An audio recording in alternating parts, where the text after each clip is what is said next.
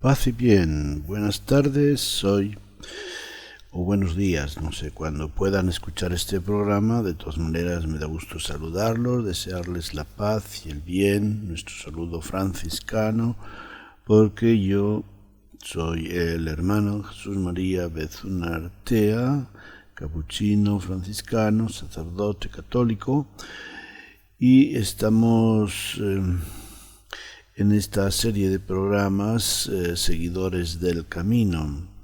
Y obviamente que la fuerza del camino en el seguimiento de Cristo es nuestra fe en Él, esa fe que hace unos días escuchamos de Pedro cuando Jesús les pregunta a los apóstoles: ¿también ustedes me van a dejar? Y Pedro enseguida le responde diciendo: Señor, ¿a quién iremos? Tú tienes palabras de vida eterna, ¿no? Bueno, estas palabras de vida eterna son las que tienen esa fuerza para atraernos. Lo vemos en el Evangelio, como Jesús en ciertas ocasiones habla, como que la gente dice: nadie ha hablado con la autoridad con que este hombre habló, y verdaderamente este es el Hijo de Dios, dicen algunos. Es su palabra de vida eterna, es una fuerza espiritual que atrae a tantos al seguimiento, o que al escuchar su palabra inmediatamente se ponen a seguirlo. Bueno, pues el último tema que tratamos era sobre el proyecto ¿Por qué creo? Eso es, anteriormente era el proyecto de mi vida de fe. Después tratamos el por qué creo, y ahora vamos a fijarnos más en el tema de las personas. Ya lo mencionábamos antes, que decíamos que nuestra fe cristiana estaba centrada en las tres personas de la Santísima Trinidad. Bien, pues vamos a centrarnos un poco más en este tema hoy, porque aunque hay algunas verdades fundamentales que son como guías motivadoras de nuestra relación con Dios, nuestra fe está centrada en las tres personas que son protagonistas de nuestra historia de salvación. Por eso, pues, nosotros somos creyentes en Jesús. Los creyentes en Jesús son seguidores del camino de Jesús. Del camino de Jesús. No son solamente seguidores de un camino. Bueno, de hecho, al decir que son seguidores del camino es porque Jesús mismo había dicho: yo soy el camino. Bien, vamos a explicar pues esto, la importancia que tiene para nosotros centrar nuestra vida en una relación personal con Dios, Padre, Hijo y Espíritu Santo, o saber distinguir y discernir entre la importancia de las personas en las que creemos y las verdades que creemos sobre ellas. Cuando vamos a visitar a una persona querida y hay una larga distancia que recorrer, es decir, tenemos que hacer un largo viaje para verla, podemos necesitar alguna guía. Cuando vamos a visitar a una persona importante, qué sé yo, vamos a tener una entrevista con un personaje importante, sea del mundo civil, político o religioso, es normal que de antemano pues pensemos qué es lo que vamos a decir, qué es lo que le vamos a preguntar, qué es lo que le vamos a pedir, cómo se lo vamos a decir.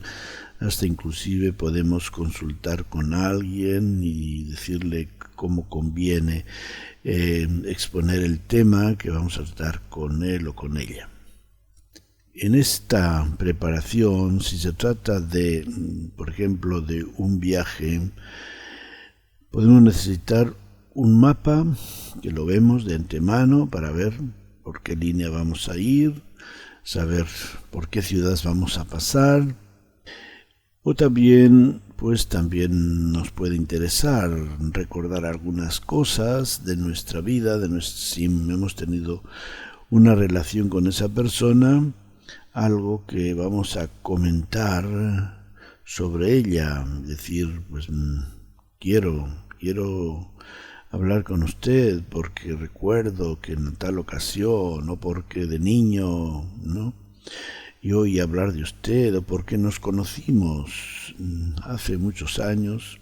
De la misma forma, nuestra fe en Dios tiene mucho escrito. Hay mucho escrito sobre la fe en Dios, porque es una larga historia, la historia de Dios, la revelación de Dios a la humanidad.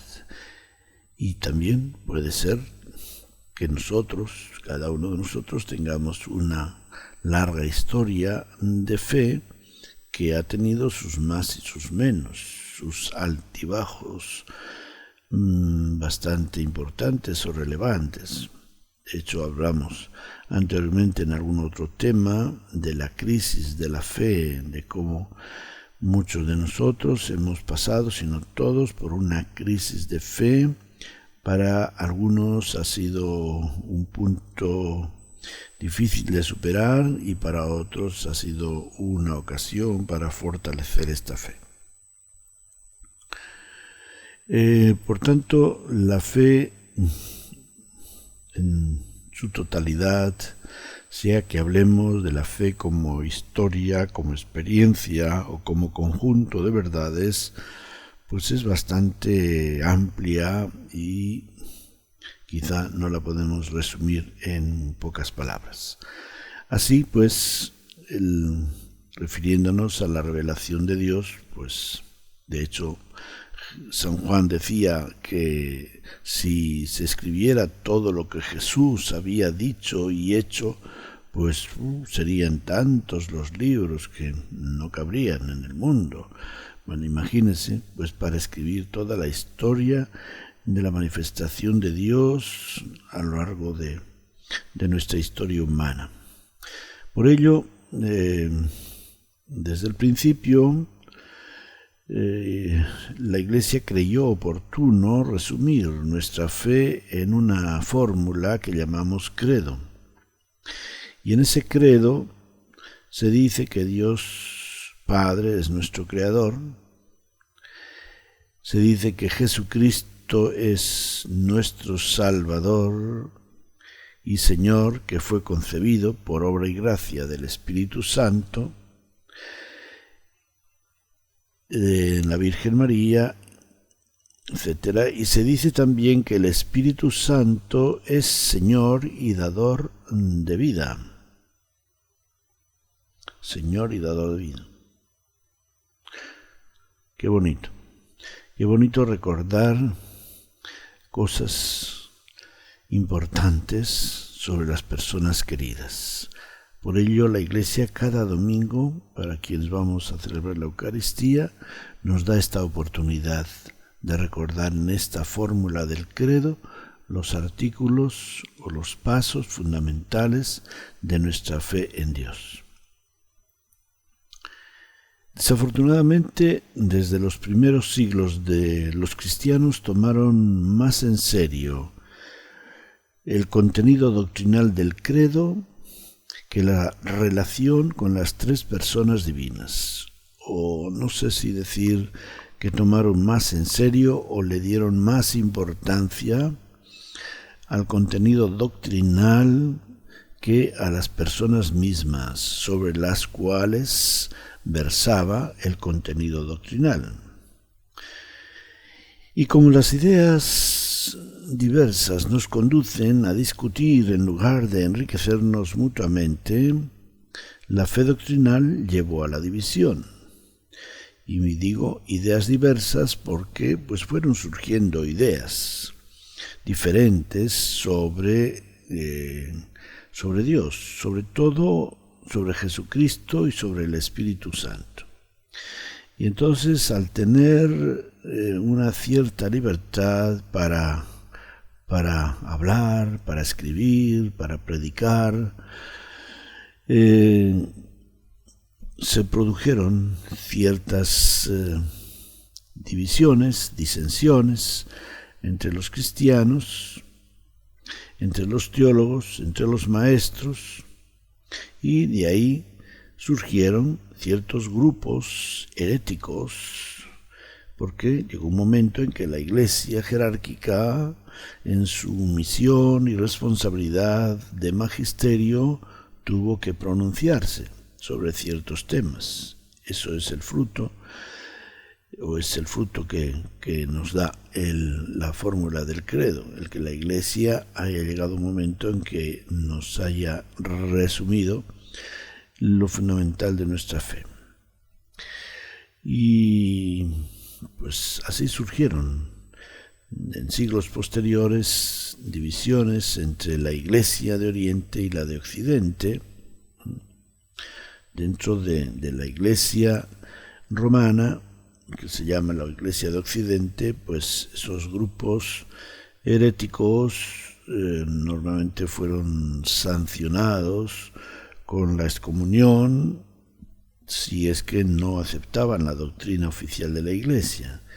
Pero cuando la confrontación ya no fue solamente de personas particulares con la autoridad de la Iglesia, sino que fue de bloques de la Iglesia, como es el bloque de la Iglesia oriental con su jerarquía, frente a la Iglesia del Occidente de Roma, pues es lo que produjo esa división entre la Iglesia de Oriente y de Occidente que se da en el siglo XI.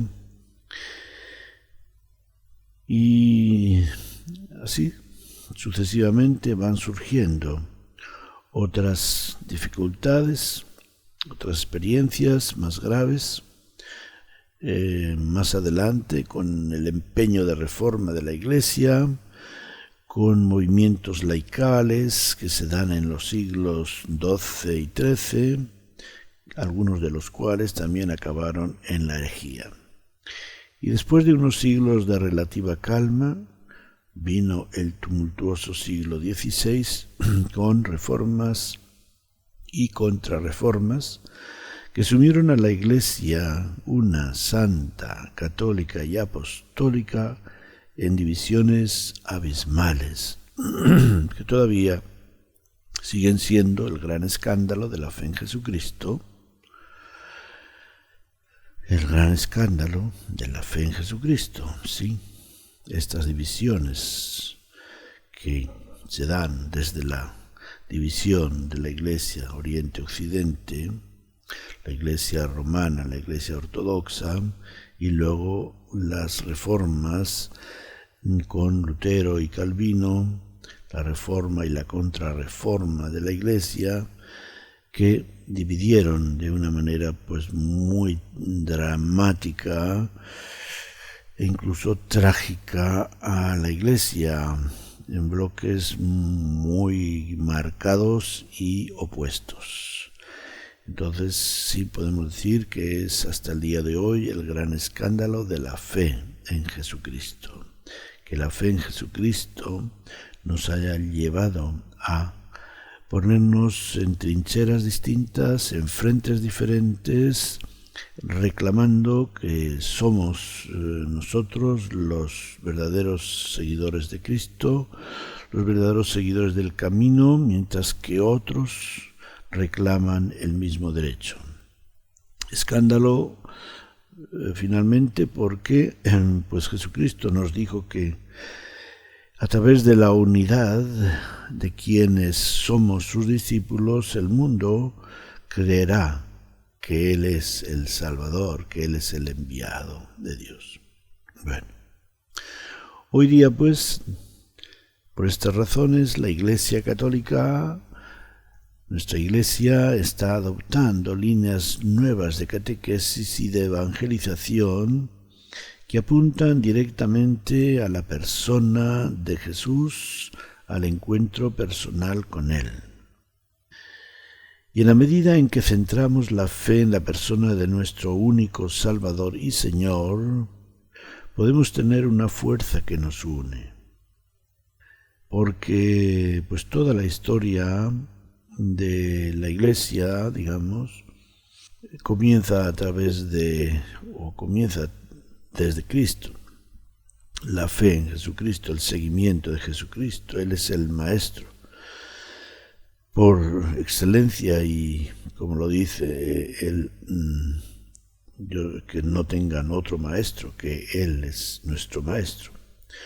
Algo así como cuando los hijos de una familia están en torno a sus padres contando sus aventuras, su vida, y todos están unidos, se ríen, bromean, pero en el momento en que esos hijos se retiran de la compañía de sus padres y se ponen a hablar de política, de religión o de fútbol, comienzan a gritar, la conversación se anima más de la cuenta y quizá hasta lleguen a insultos. Bueno, hemos perdido de vista la realidad, el punto fundamental, que es las personas que nos unen. En este caso, Jesucristo. Jesucristo no es un objeto de doctrina, es un objeto de relación interpersonal, es un objeto de fe, objeto en el sentido de objetivo, de una persona que centra nuestra fe, ¿no? Entonces, si nosotros nos vamos por las ramas y entonces a lo que damos importancia es a lo que creemos sobre Jesucristo en lugar de la persona de Jesucristo sobre la que creemos una serie de verdades, pues es normal que surjan esas diferencias, ¿no? Así como esta familia que pierde de vista la autoridad y el respeto a sus padres y comienzan a discutir, a insultarse y quizá lleguen hasta los golpes. Las verdades contenidas en el credo no pueden ser más importantes que las personas mismas sobre las cuales creemos. No pueden ser más importantes que la persona misma de Dios. Lo veamos como Padre Creador, como Cristo Salvador o como Espíritu Santificador. Estas verdades deben mirarse bajo el prisma de un enriquecimiento personal que motiva las relaciones personales. Entonces, si creo en Dios Padre, que es mi Creador, en Cristo, que es mi Salvador, en el Espíritu Santo, que es santificador, mi santificador de la Iglesia, estos adjetivos o atributos no son lo más importante, si bien es importante porque los cualifican en mi relación con cada uno de ellos, pero lo importante es creer en Dios Padre, Dios Hijo y Dios Espíritu Santo. Las personas como tales son las verdaderamente importantes.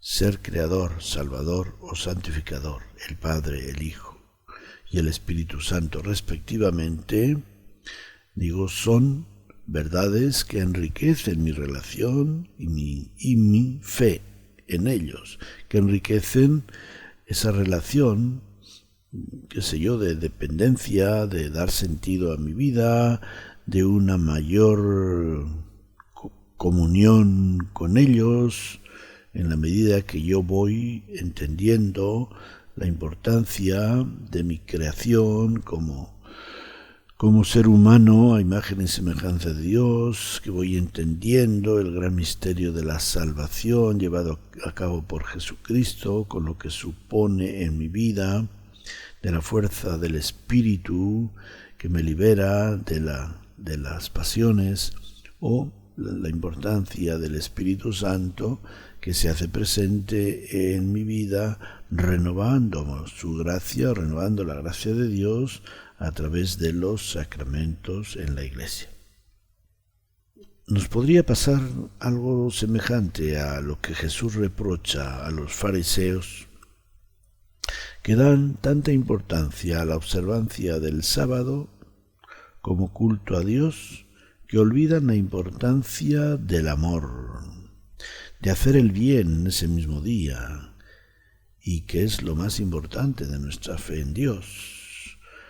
Para los fariseos y otros judíos más comprometidos, lo más importante era en el sábado era el descanso sabático. Es decir, era un matiz pasivo el que consideraban más importante.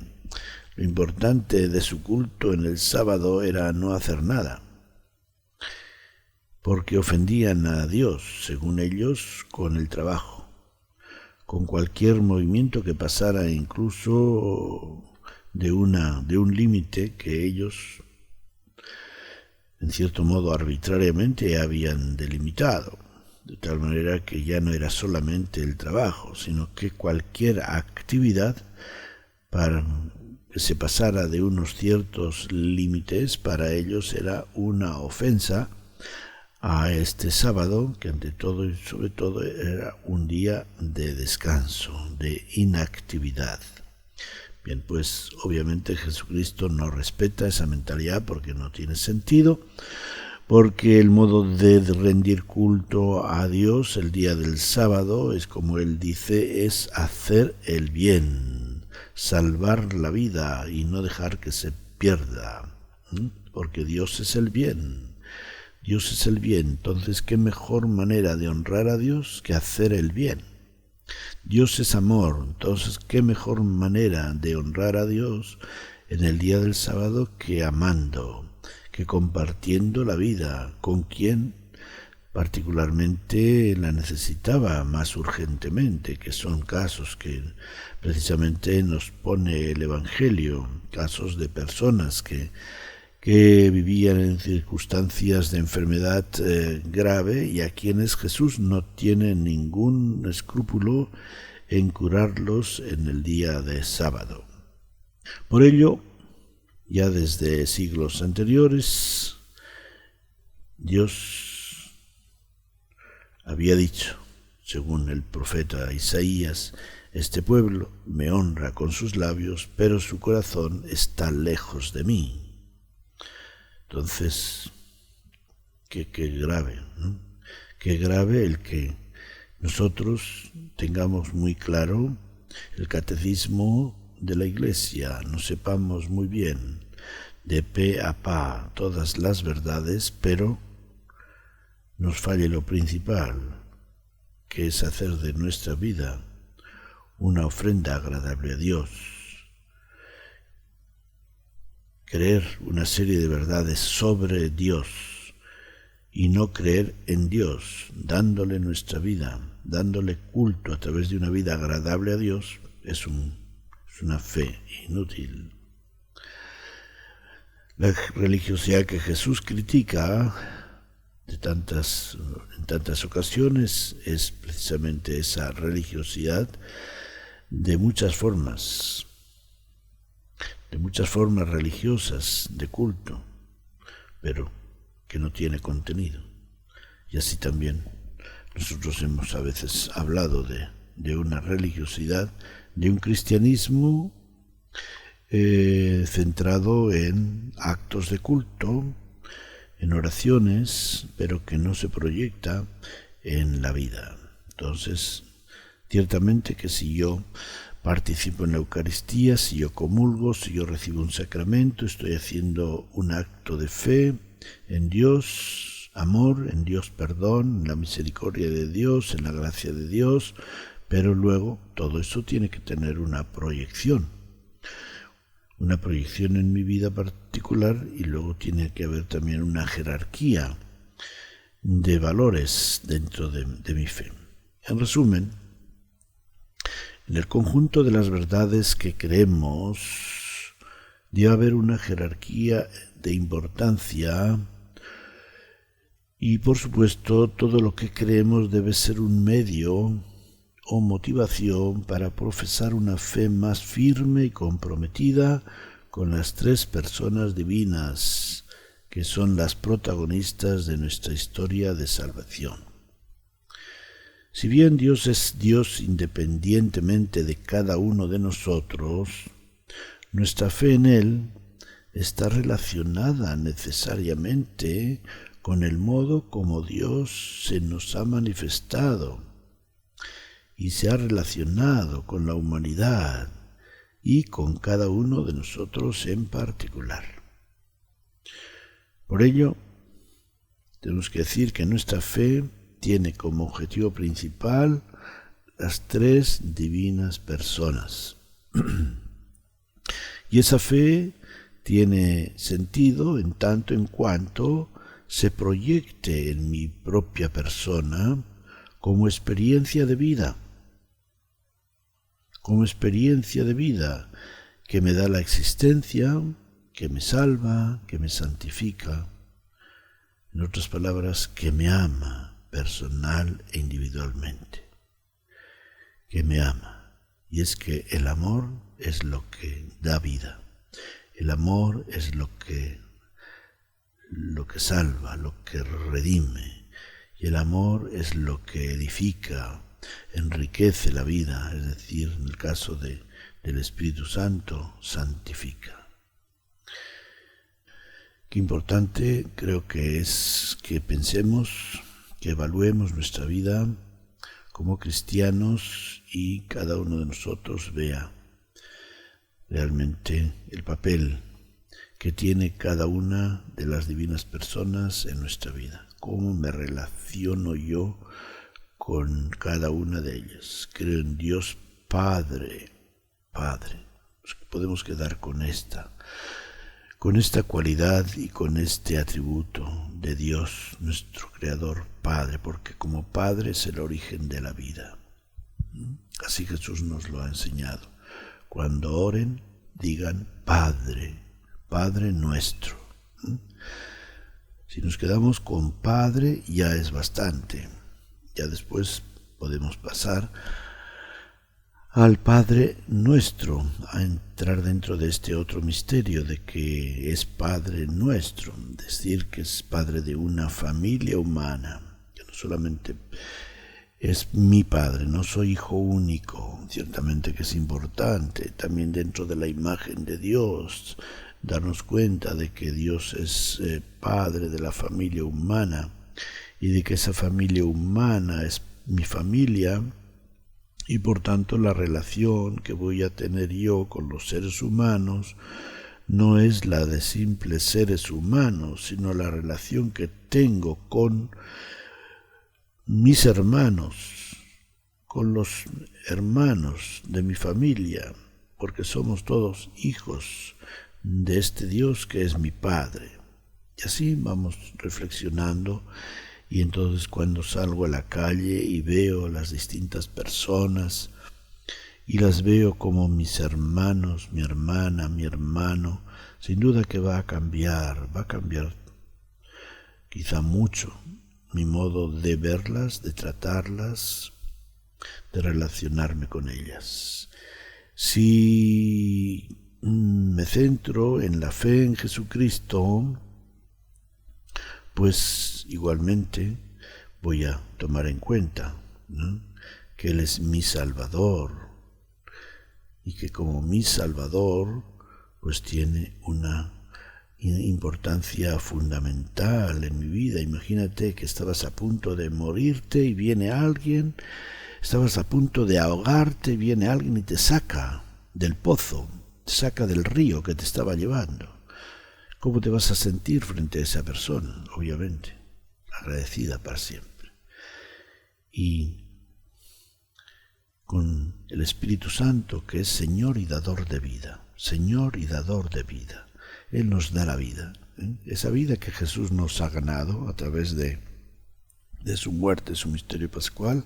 Ahora el Espíritu Santo nos la está dando día tras día, nos la está renovando según las circunstancias concretas de la vida de cada uno a través de la Iglesia, etcétera. Bueno, se nos acaba el tiempo, así que tenemos que acabar. Me dio mucho gusto compartir con ustedes este gran tema sobre nuestra fe en las divinas personas, Padre, Hijo y Espíritu Santo. Que Él, Padre, Hijo y Espíritu Santo, los bendigan. Paz y bien.